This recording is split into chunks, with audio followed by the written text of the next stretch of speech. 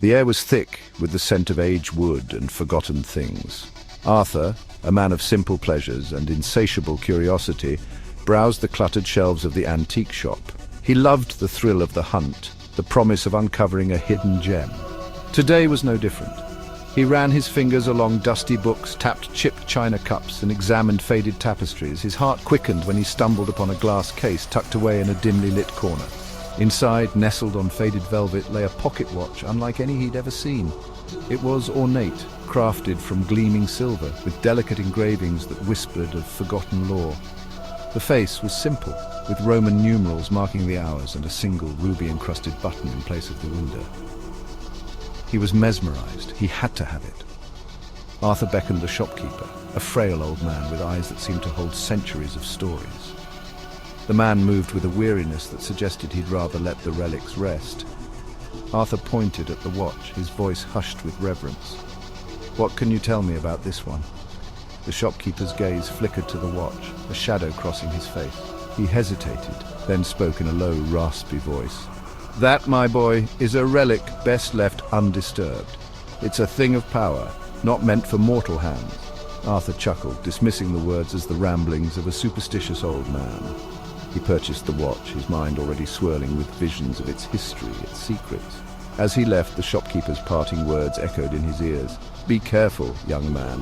Time is a fickle mistress, and that watch, it doesn't just tell time, it controls it." Arthur paid no heed, his excitement drowning out the old man's warnings. He couldn't wait to unravel the mysteries of his newly acquired treasure. Back at his apartment, Arthur eagerly examined his prize. The inscription on the back, barely visible under years of tarnish, read Tempus Manus, Latin for time hand. He traced the words with his fingers, a thrill running down his spine. He held the watch, feeling its weight in his palm. It was heavier than he expected, colder too, as if drawing heat from his hand. He flipped open the watch face. The hand stood frozen at 11:11. He tried to wind it, but the button wouldn't budge. He fiddled with the ruby, pressing it gently. It clicked with a soft, almost imperceptible sound. Arthur frowned, checking the watch face again. Still frozen at 11:11. He shrugged, assuming it simply needed to be repaired. Suddenly the world lurched. The sounds of the bustling city outside his window ceased abruptly. The air grew thick and still. He glanced back at his watch. The second hand now ticked with a slow, deliberate rhythm. He hadn't fixed it. Something else had happened. Arthur rushed to his window, his heart pounding in his chest. The city below was frozen. Cars were stopped mid-traffic, their drivers caught in a tableau of suspended animation. Pedestrians stood frozen on the sidewalk, their expressions locked in place. The world was holding its breath. He was surrounded by stillness. He glanced back at his watch, a knot of dread forming in his stomach. He pressed the ruby button again, this time holding it down. The world lurched once more, the sounds of the city slowly returning.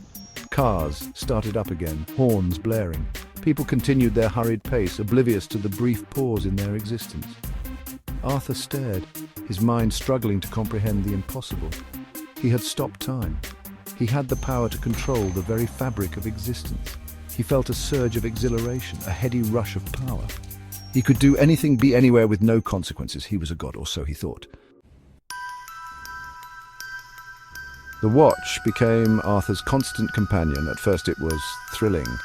He used his newfound power for harmless pranks, freezing time to swap hats in a crowded elevator, replace a street performer's guitar case with a case full of rubber chickens.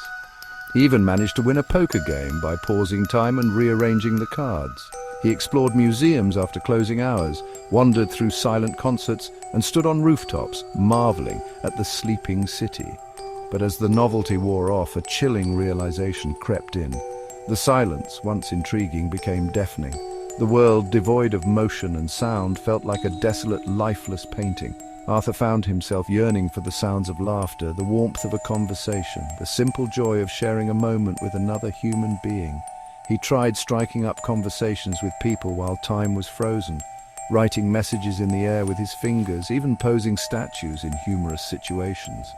But it was all in vain. They were frozen, unable to see him, hear him, or acknowledge his existence in any way.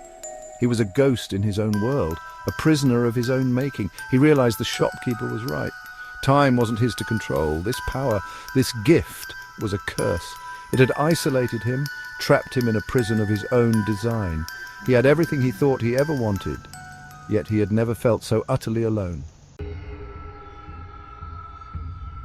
Desperation gnawed at him. He tried everything to undo what he'd done, to rewind the hands of time. He held the ruby button down, he submerged the watch in water, he even tried smashing it with a hammer. Nothing worked. The watch continued to tick, its rhythmic pulse, a mocking reminder of his predicament. He had to get rid of it to break the spell he had cast upon himself and the world. With a heavy heart, Arthur returned to the antique shop. The door creaked open, revealing the same dusty interior. But something was different. The shopkeeper was still there, frozen in place, a look of quiet horror etched on his face. Arthur's blood ran cold. The watch hadn't just stopped time, it had trapped everyone in its stasis. He was not alone in his frozen world, but he was the only one who could move within it, the only one who could feel the full weight of its suffocating silence. He placed the watch back on its velvet cushion, hoping against hope that this would somehow set things right. But nothing happened. The shopkeeper remained frozen, his eyes staring accusingly at Arthur. He was trapped. They were all trapped. As he turned to leave, a faint whisper echoed through the still air. "You should have listened." The voice was raspy, old, and chillingly familiar. It came from the shopkeeper, but his lips hadn't moved. The voice wasn't coming from him. It was coming from the watch, and it was calling Arthur's name.